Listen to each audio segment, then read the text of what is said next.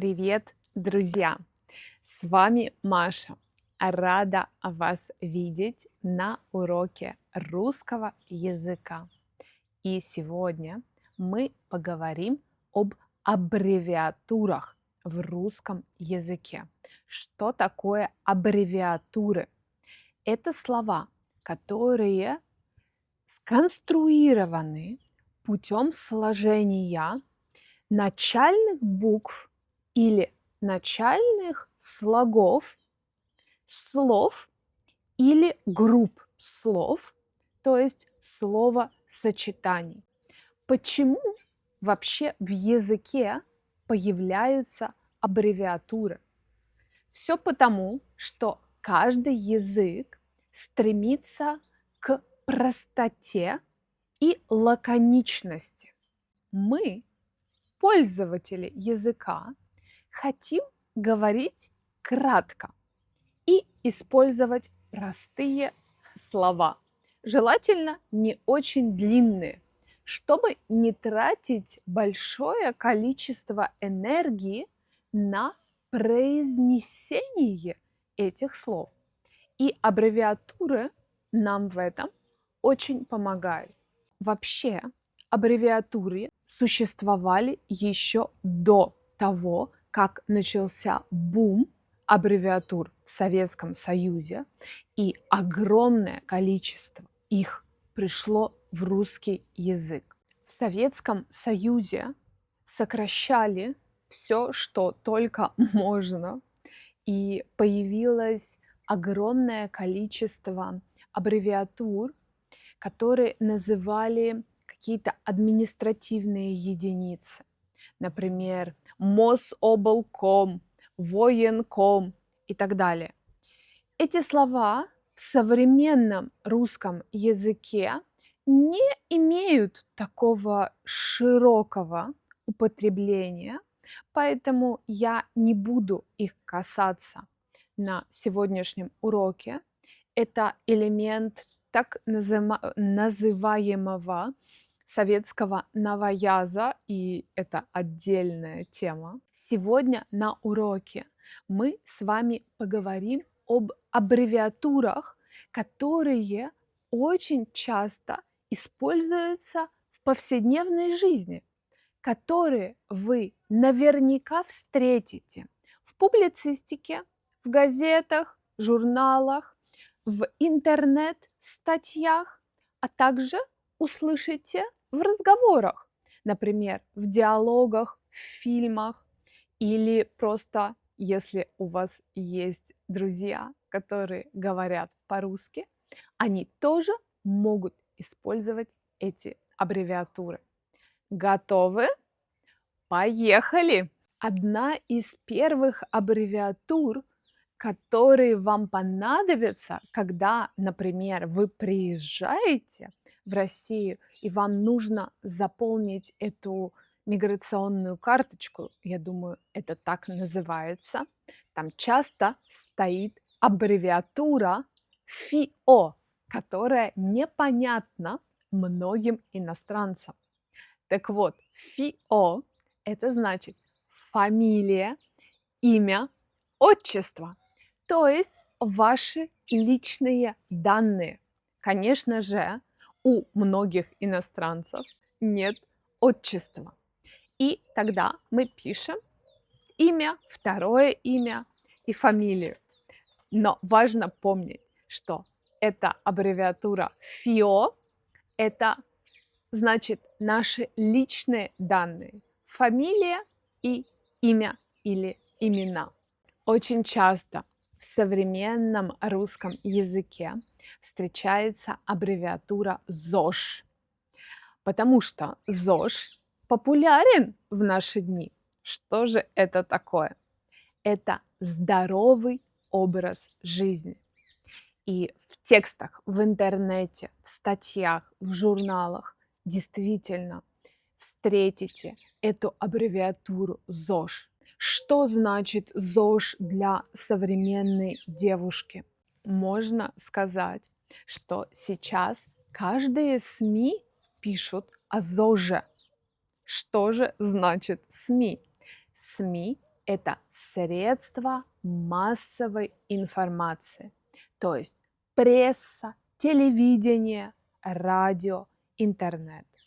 И по-русски слово СМИ используется повсеместно. Я бы вообще по-другому не сказала. Я не говорю, например, в прессе это можно прочитать. Я всегда скажу, СМИ об этом пишут, об этом кричат все СМИ. Аббревиатуры можно группировать в разные категории. Есть те, которые касаются политики, названий государств. Например, СССР, Союз Советских Социалистических Республик, название страны. Или ЕС, Европейский Союз. Мы используем эти аббревиатуры, когда говорим о соответствующих единицах. РФ, Российская Федерация, также часто используется в современном русском языке. ООН, Организация Объединенных Наций, США, Соединенные Штаты Америки, и мы очень часто используем это слово, когда говорим об Америке. Например, он недавно был в США, он привез этот телефон из США. И в текстах, безусловно, вы увидите эту аббревиатуру, потому что это более корректное название страны, чем Америка. Хотя русские тоже, говоря о США, часто используют слово Америка. В повседневной жизни мы также используем аббревиатуру ДТП, то есть дорожно-транспортное происшествие, которое обозначает любое происшествие на дороге, столкновение машин. Причем ДТП может использоваться и для обозначения очень серьезных аварий, автокатастроф, и для обозначения того, что кто-то легко въехал в другую машину. Дальше слово ЧП, чрезвычайное происшествие, которое обозначает каждое нестандартное, негативное происшествие, которое может с нами произойти. Пожар, наводнение, ДТП – это чрезвычайное происшествие. Все несчастные случаи на фабрике, на заводе, на рабочем месте можно назвать этим словом, этой аббревиатурой ЧП, чрезвычайное происшествие. И тоже в современном языке используется ЧС, чрезвычайная ситуация, хотя с моей точки зрения ЧП используется чуть более часто. За мной охотится солнышко, поэтому мне приходится перемещать чуть-чуть камеру. Но я благодарна солнышку за то, что оно светит в декабре. Приведу вам несколько аббревиатур из сферы образования и экономики. Образование. ВУЗ. Высшее учебное заведение. Постоянно используем эту аббревиатуру. Например, какой вуз ты закончил? В каком вузе сейчас самые высокие стандарты преподавания? В московских вузах поменяли руководство. ЕГЭ. ЕГЭ – это единый государственный экзамен. То есть экзамен, который сдает каждый школьник после окончания общеобразовательной школы и который служит для поступления в университет. Еще парочка аббревиатур, друзья, и мы закончим. Эта аббревиатура может быть очень полезна тем из вас, кто занимается экономикой и хочет знать экономические термины. НДС– это налог на добавленную стоимость. То, что по-польски называется ВАТ. И по-русски мы часто увидим надписи, да? Цена с НДС, цена без НДС. Эту аббревиатуру важно знать.